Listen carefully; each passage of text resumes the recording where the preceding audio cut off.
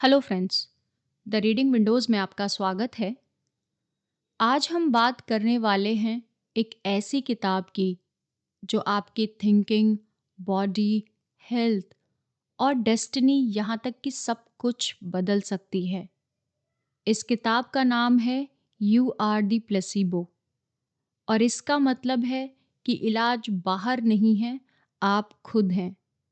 हमने हमेशा सुना है, ये मेडिसिन ले लो, वो थेरेपी ले लो, डॉक्टर ही ठीक करेगा।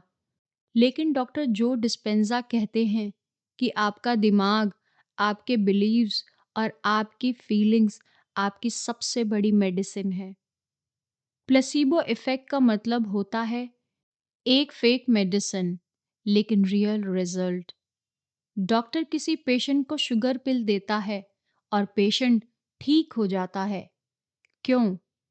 क्योंकि पेशेंट ने बिलीव किया कि ये मेडिसिन उसे ठीक कर देगी।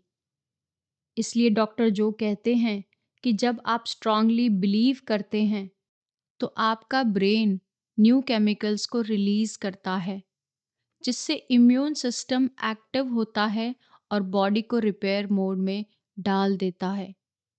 इसका मतलब यह है कि बॉडी माइंड की स्लेव है। अगर आप कहते हैं मैं ठीक हो रहा हूँ तो बॉडी मान लेती है। अगर आप कहते हैं मेरी बीमारी सीरियस है तो बॉडी डर में चली जाती है।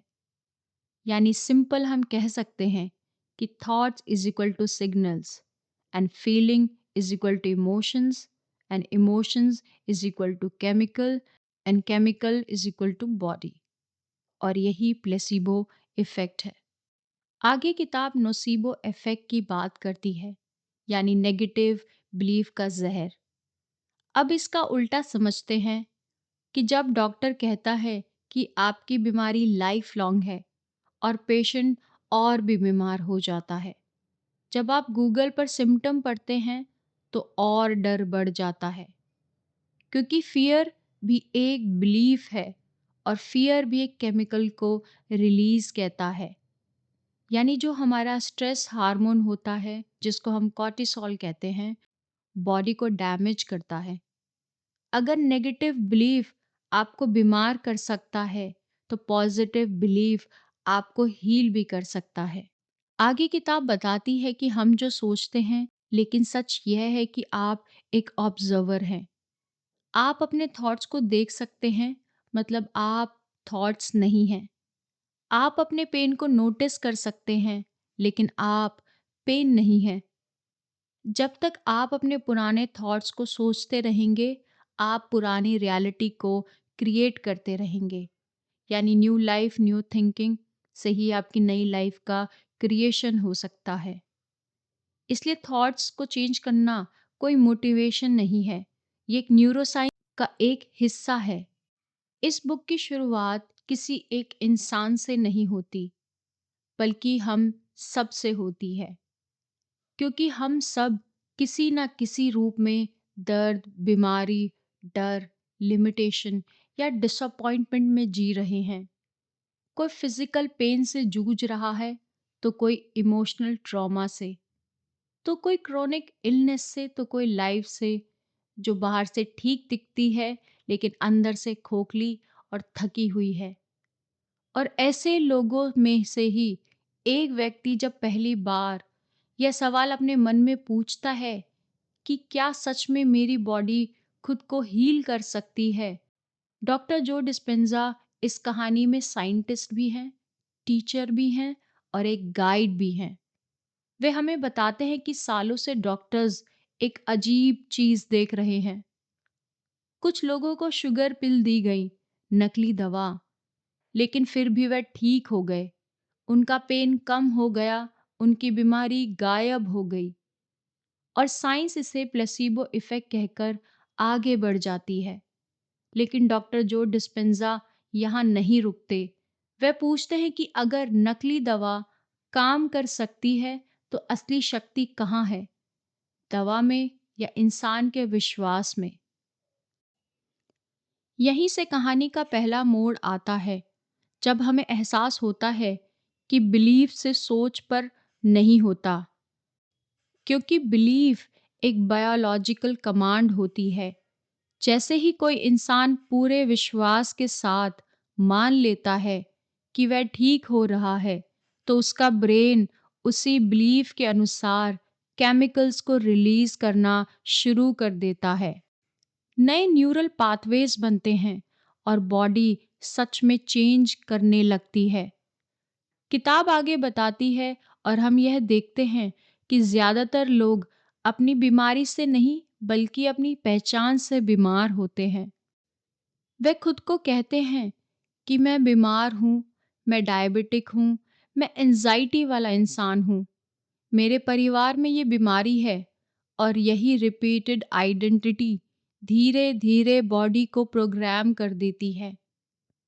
डॉक्टर जो डिस्पेंजा या न्यूरोसाइंस का दरवाज़ा खोलते हैं और बताते हैं कि हमारा ब्रेन पास्ट और प्रेजेंट में फ़र्क नहीं कर सकता। हम रोज़ अपने दर्द, डर, ट्रॉमा के बारे में सोचते रहते हैं, तो ब्रेन वही केमिस्ट्री रोज़ बनाता रहता है और बॉडी उसी हालत में फंसी रहती है। किताब आगे बताती है कि एक महिला की स्टोरी।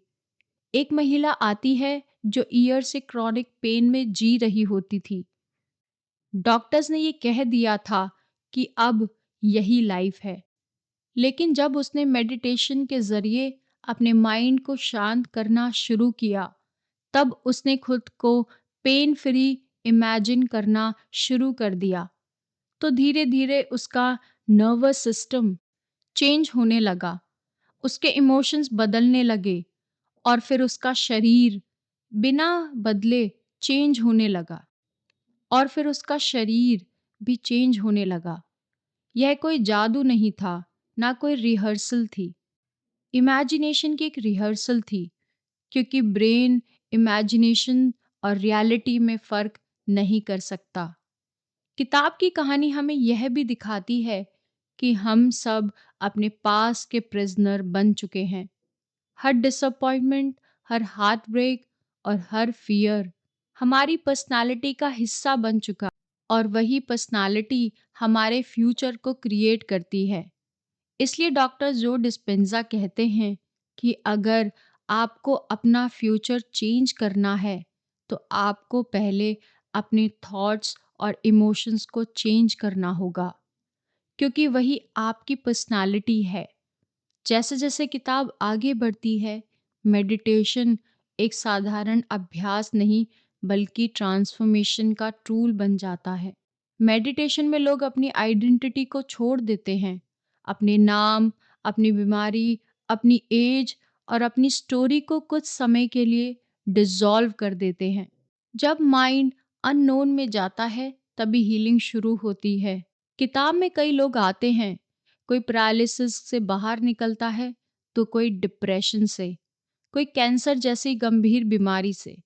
और इन सभी की कहानी अलग-अलग होते हुए भी एक जगह जुड़ती है कि जैसे ही उन्होंने एक्सटर्नल दुनिया पर डिपेंडेंसी छोड़ी और अंदर की इंटेलिजेंस पर भरोसा करना शुरू किया, बॉडी ने रिस्पॉन्ड किया। जो डिस्पेंजा यहाँ एपिजेनेटिक्स की भी बात करते हैं और बताते हैं कि जीन्स हमारी डेस्टिनी नहीं होते, बल्कि एनवायरनमेंट जीन्स को एक्टिव या डीएक्टिवेट करता है। और सबसे पावरफुल एनवायरनमेंट हमारा इनर इमोशनल एनवायरनमेंट होता है। किताब बताती है कि हीलिंग सिर्फ बॉडी तक लिमिटेड नहीं रहती। लोग अपनी लाइफ बदलने लगते हैं, रिलेशनशिप बेहतर होने लगते हैं, कॉन्फिडेंस वापस आने लगता है, क्योंकि जब बॉडी सर्वाइवल मोड से बाहर आती है, तब माइंड क्रिएशन मोड में चला जाता है। किताब का आखिरी हिस्सा बहुत शांत और गहरा है। डॉक्टर जो डिस्पेंजा कहते हैं कि एलिवेटेड इमोशंस जैसे ग्रैटिट्यूड, लव, जॉय और होलनेस फ्यूचर को अट्रैक्ट नहीं करते, बल्कि फ्यूचर को क्रिएट करते हैं। जब आप पहले से वही महसूस करते हैं जो आप बनना चाहते हैं, तब बॉडी उसी फ्यूचर में जीना शुरू कर देती है। और जब कहानी अपने एंड की ओर बढ़ती है, जहाँ कोई प्रीचर नहीं, कोई मिरेकल सेलर नहीं, बल्कि साइंस खड़ा है और वह कहता है कि यू आर द प्लेसिबो।